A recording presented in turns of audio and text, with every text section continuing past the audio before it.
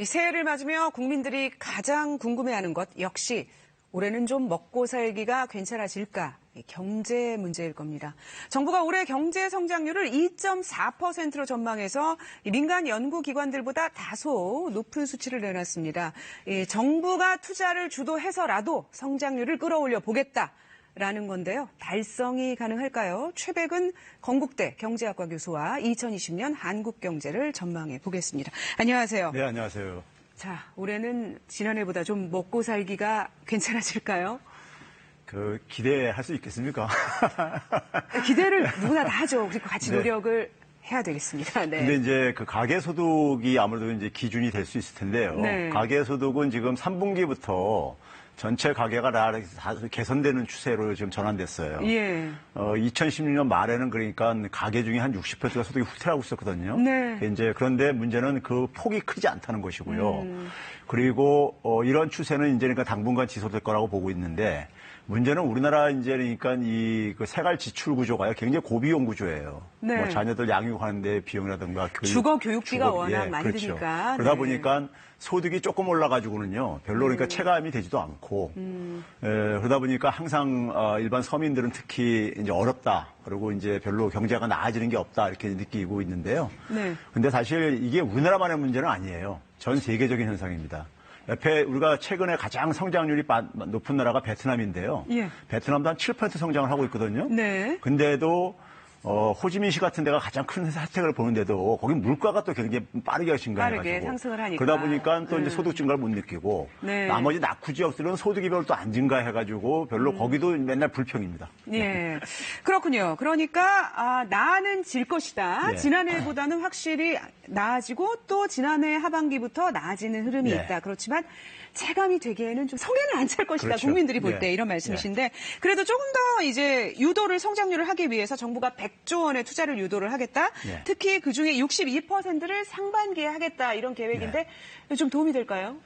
상반기 재정을 조기 집행하는 거는요, 이건 불가피한 게 있어요. 왜냐하면 지금 경기가 지금 둔화되는 상황이다 보니까는, 소위 말해서 우리가 잠재 성장률보다 많이 낮은 상태다 보니까 정부가 어쨌든 간에 그걸 보강하는 역할 차원 속에서 네. 이제 그러니까 상반기에 재정을 집중 투입하는 것은 이제 명분이 있는 것이고요. 예. 문제는 이제 그 100조 이제 그러니까 기업 투자를 만들어내겠다는 건데 네. 사실 이건 어떻게 보면 상당 부분은 희망사항이 좀 있습니다.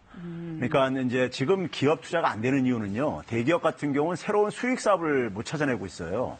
그리고 중소기업 같은 경우는 제조업의 공급 과잉 때문에 시장 수요가 부족한 문제거든요. 예. 그러다 보니까 이제 투자를 못 하고 있는 것이지 지금 이제 그러니까 예를 들어서 금융 비용이 높다든가 이런 문제들이 사실은 아니에요. 그러니까 돈이 없는 게 아니다. 그렇죠. 풀돈은 있다. 예. 그런데 지금 제조업 말씀을 하셨는데, 예. 자, 고용 한파라고 예. 하죠. 그리고 이제 공급 과잉 문제를 하셨는데, 예.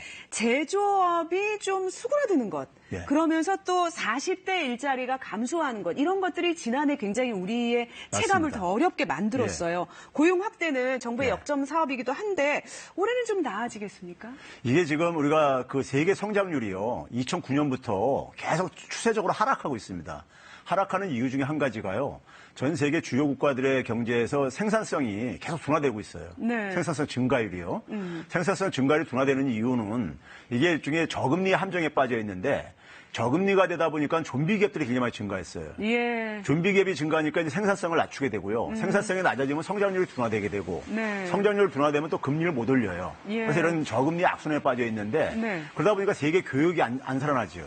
세계 교육액 증가율이 금융위기 이전에 비해서 한 26% 수준으로 떨어졌어요. 예. 근데 이제 그 결과가 가장 직격탄을 맞는 부분이 제조업입니다.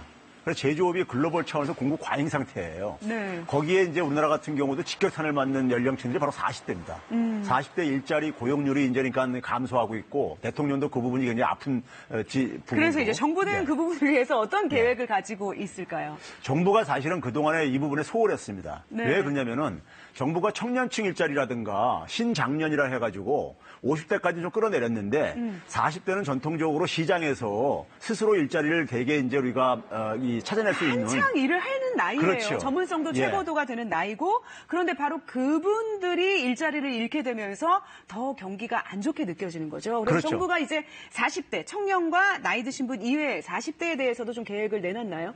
지금 이제 내놓겠다고 하고 있는 거죠. 제가 네. 이건 작년부터 계속 얘기했던 건데 청년층하고 신장년층을 나이를 그리니까는 칼로 무자르도 자를 필요 없다. 네. 40대가 지금 상당히 이게 산업 구조에서 발생하는 위기이기 때문에 예. 40대를 그러니까 전 연령층에 대해서는 그러니까 청년층이나 신장년층에서 적용하는 정책을 같이 확장을 고용 시켜라. 확대를 이제 전 연령으로 그렇죠. 하는 정책이 예. 필요하다. 이제 맞습니다. 정부도 그 부분을 인식하기 시작했으니까 올해의 고용 정책은 예. 그런 부분까지 가야지만 맞습니다. 성장률을 끌어올리고 예. 체감을 좀 낮게 하는 데 도움이 될 것이다. 그런 말씀을 하셨고요.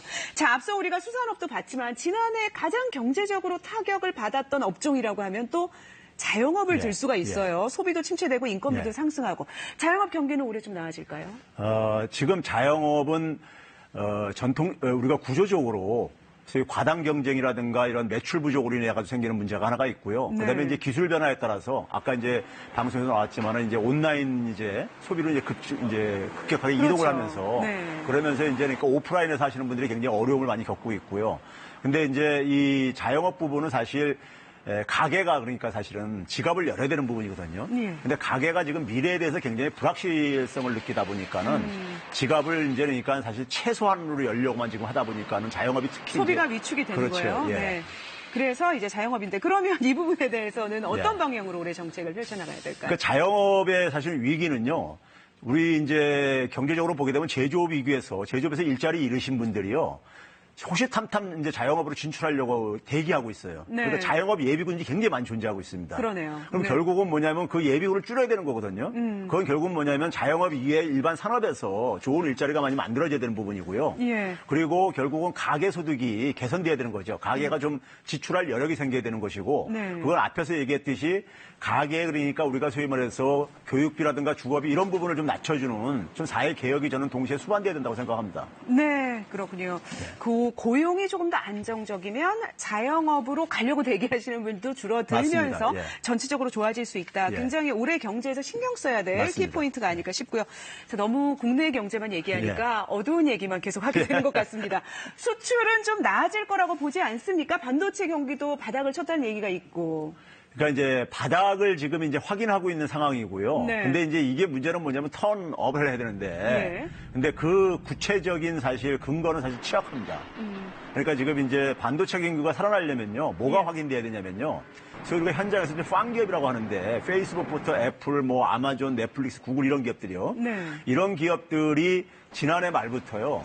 사실 지금 보면 주가가 굉장히 지금 이렇게 애플 정도만 빼놓고는 맥을 못 쓰고 있어요. 예. 그 이유가 그동안은 계속해서 성장을 해왔는데 성장 이후에 지금 그러니까 자신들이 확보한 데이터를 가지고 새로운 수익 사업을 만들 줄 알았는데 네. 거기서 지금 지지부진한 모습을 보이고 있어요. 아직 거기서 어려운데 이제 만들려고 노력은 하지 않겠습니까? 그렇죠. 그러니까 그게 이제 그러니까 좀 이제 그 새로운 사업 모델 창출의 모멘텀이 좀 뚫리면은 반도체 경기도 다시 한번 이제 반등하는 기회가 되겠는데 네. 그게 확인되기 전까지는 그러니까 바닥은 다졌지만은 이게 그러니까는 2017, 18년처럼 급격하게 그러니까 반등할 이런 것은 우리가 좀 아직 좀 너무 성급하다 이렇게 좀 평가하고 싶어요.